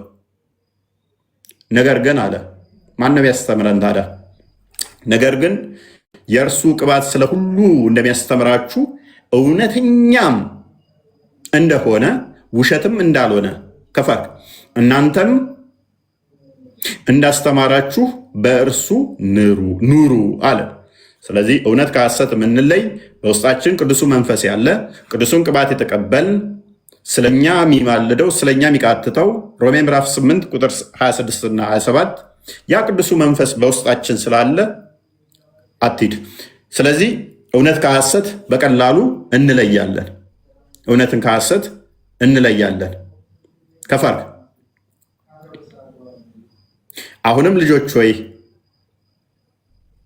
አሁንም ልጆች ሆይ በሚገለጥበት ጊዜ እምነት እንዲሆንልን በመምጣቱም በእርሱ ፊት እንዳናፍር በእርሱ እንኑር ይላል። አሜን። ስለዚህ በደንብ አስተውሉ። በእርሱ ጸንተን ልንቆም ይገባል። እርሱን ልንክድ አይገባም። እርሱ የታመነ አምላክ ነው። እርሱ የታመነ ጌታ ነው። ሐሰተኛ ክርስቶሶች፣ ሐሰተኛ ነቢያቶች ነበሩ፣ ይኖራሉ፣ ተነስተዋል፣ ይነሳሉ። እነኚህ ሐሰተኞች ሁሉ በክርስቶስ ይወገዳሉ፣ ይጠፋሉ። ስለዚህ ሙሐመድ ይህንን ሐሰተኛውን ክርስቶስን አስተምሮ አስተዋውቆ ነው ሄደው እና እንደዛ ነው። ጨምሩበታለሁ። ቃሎት ያሰማል። በእኔ በኩል ምንም የለም።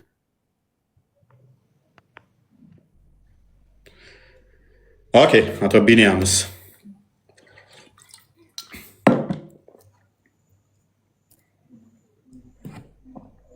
አቶ ቢኒያም የለም እንዴ? አሁን ደጃል የማን ተቃዋሚ ነው ብለናል? የኢሳ ተቃዋሚ፣ የኢየሱስ ተቃዋሚ ነው ይለዋል። አንድ አይና ነው። ታላህ ጋር የሚለያዩት ደጃል በአይን ነው አለን። ማን ያለው? ሙሐመድ። አቶ ሙሐመድ አላህና ኢሳ የሚለያዩት አይምን ደጃል የሚለያዩት በአይን ነው አለን። በአይን ነው የሚለያዩት። ሐዲሱን አንዴ ክፈተው ቃል ሳይ ሙስሊም 933 ላይ በአይን ይለያያሉ አለን። ኦኬ በአይን ከሆነ የሚለያዩት ሌላው ነገራቸው ይመሳሰላል ማለት ነው። ማመሳሰል ካስፈለገ አመሳስያ ያሳያችኋለሁ። ደጃል ጸጉሩ ፍሪዝ ነው፣ አላህም ጸጉሩ ፍሪዝ ነው። ደጃልና አላህ በጸጉር ለምሳሌ ተመሳሳይ ናቸው፣ ሁለቱም ፍሪዝ ናቸው። ስለዚህ ኢብኑ ተይሚያ እንደሚያስቀምጠው 7ኛው ሙጀለድ ላይ ፔጅ 290 አካባቢ ጀምሮ አላህን አይቼዋለሁ በነፋሻ ቦታ ወጣት ጸጉሩ ፍሪዝ ሆኖ ብሏል። ደጃል ጸጉሩ ፍሪዝ ነው፣ ወጣት ነው። አላህም ወጣት ነው፣ ደጃልም ወጣት ነው። There is never a prophet who has not warned the ummah of that one-eyed liar. ትንሽ እንትበል Behold, he is one-eyed and your Lord is not one-eyed. እሱ አንድ አይን ነው። የትኛውም ነብይ የለም እንትን አላለም ማለት ስለ አንድ አይናው ነብይ እንትን ደጃል ያልሰበከ ወይንም ደግሞ ያላስጠነቀቀ የለም ማለት። ጌታችሁ አንድ አይን ነው፣ አንድ አይን አይደለም። አላህ እንትና ደጃል ግን አንድ አይና ነው። ኦልራይት ንጽጽሩ በአይን ለምን ሆነ? በአይን ላይ ለምን ሆነ? ጸጉራቸው ይመሳሰላል። ለዛ ነው ጸጉራቸው ስለሚመሳሰል ነው አይን ላይ ያደረገው አላህ። ሁለቱም ወጣት ስለሆኑ ነው። ሌላ ግን ቲፕ ሰጣችኋለሁ፣ በኋላ ቲፕ ሰጣችኋለሁ። ሌላ ፕላስ ሐዲሳቶቹ ግጭት አለባቸው። ሐዲሳቶቹ እርስ በርስ የሚተራመሱ ናቸው። አንደኛው ቀኝ አይኑ ነው እውር ይላል፣ አንደኛው ደግሞ ግራ አይኑ ነው እውር ይላል። የትኛው ነው ትክክል? ወይደር ነው። ሁለተኛ ስለ ደጃል ሐዲስ በባትሪ ቁርአን ውስጥ በባትሪ ቢፈልጉ ማስረጃ የለም። ከዚህ ምንድነው የምንረዳው? ቁርአን ተረት ተረት እንደሆነ እውነት እንደሌለ በቁርአን ውስጥ ማለት ነው። እውነት ቢኖር ኖሮ ብናኝ እንኳን ያላስቀረ ነው በሁሉን ይዘረዘር ነው ያለው። እንዴት ስለ ኢሳ መምጣት አለውኝ እንዴ ስታክስ ያደርግብኝ እኮ የሌለው መሰለኝ። ለፍልፌ በደንብ ነው የምትሰማው። ኦኬ ሰማ ከሆነ አብይ አብደላ የሚለው አብይ አብደላ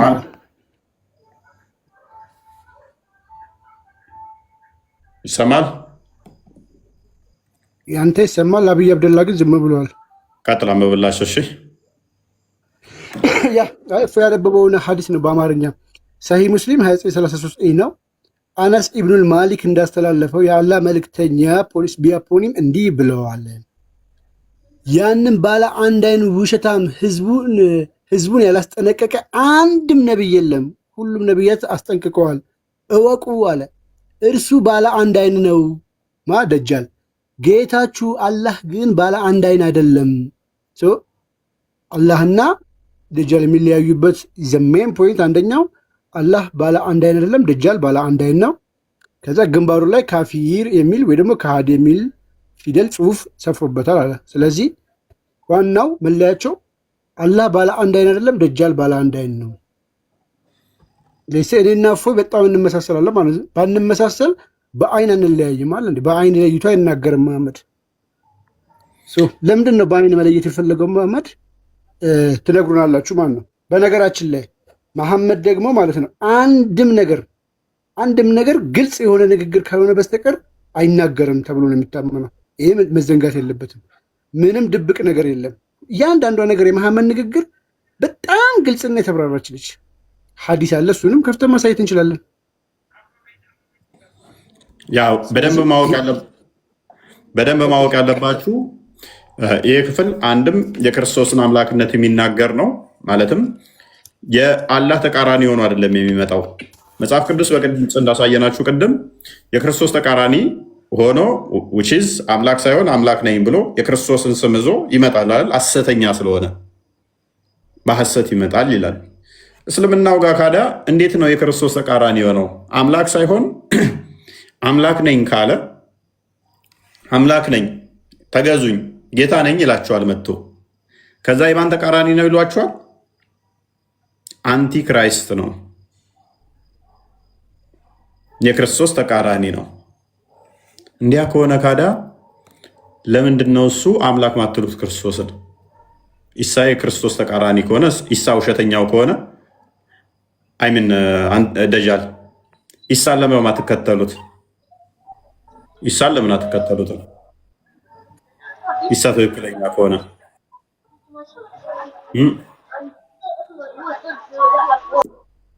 ለምን ማትከተሉት? ሌላኛው አስቂኙ ፓርት ምንድነው? እሱ አንዴ ደጃል ስንት ዓመት ነው ምድር ላይ የሚቆየው? ማለትም እንግዲህ ተወልዶ ከሆነ ስንት ዓመት ነው በህይወት ምድር ላይ የሚቆየው? ላይፍ ኤክስፔክታንሱ ስንት ነው? ሚያውቃለ? ኮመንት ላይ ጻፉልን እስኪ። አስቂኙ ፓርት ደግሞ እሱ ነው። እሱ ላይ በኋላ መጣበታለኝ። አርጊው የሚያድረግ የሚችል ካለ ሚሞክረን ይኖራል ብላችሁ ታስባላችሁ?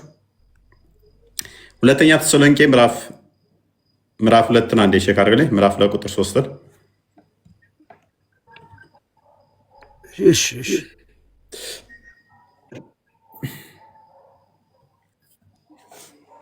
ሁለተኛ ተሰሎንቄ ምዕራፍ 2 ቁጥር ስንት?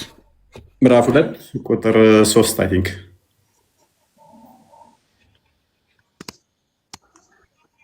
ማንም በማናቸው መንገድ አያስታችሁ፣ ክደቱ አስቀድሞ ሳይመጣና የአመፅ ሰው እርሱም የጥፋት ልጅ ሳይገለጥ አይደርስም። ከፍ አድርገው ቁጥር 4 እኔ እግዚአብሔር ነኝ ብሎ አዋጅ እየነገረ በእግዚአብሔር ቤተ መቅደስ እስኪመጣ ድረስ እኔ ማነኝ እያለ እኔ እግዚአብሔር ነኝ ብሎ አዋጅ እየነገረ በእግዚአብሔር ቤተ መቅደስ እስኪመጣ ድረስ አምላክ ከተባለ ሁሉ ሰዎችም ከሚያመልኩት ሁሉ በላይ ራሱን ከፍ ከፍ የሚያደርገው ተቃዋሚው እርሱ ነው። ከፍ አድርግ ቁጥር 8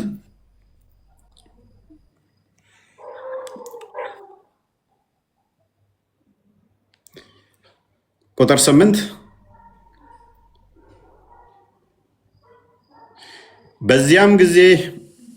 በዚያም ጊዜ ጌታ ኢየሱስ በአፉ መንፈስ የሚያጠፋው ሲመጣ በመገለጡ የሚሻረው አመፅ ይገለጣል ይላል። ክርስቶስ በምን ያጠፋዋል ይላል? በአፉ መንፈስ ያጠፋዋል። ማንን? ይሄንን አሳች የሆነውን አካል ማለት ነው። ስለዚህ የሚመጣው አካል ማነኝ ይላል ነው የሚለው። እኔ አምላክ ነኝ ይላል። እኔ ምንድን ነኝ ይላል? አምላክ ነኝ። በደንብ አስተውሉ። እኔ አምላክ ነኝ ነው የሚለው። ስለዚህ የማን ተቃራኒ ነው ሆኖ የሚመጣው? የእውነት ተቃራኒ ሆኖ የሚመጣው ሐሰተኛ ስለሆነ። እውነት ደግሞ ማን ነው? አንዱ እንደውም አነ ለሐቅ በማለቱ ቀጥቅጠው ገለውታል። የፈጣሪን ቦታ አነ ለሐቅ በማለት ወስዷል በሚል ማለት ነው።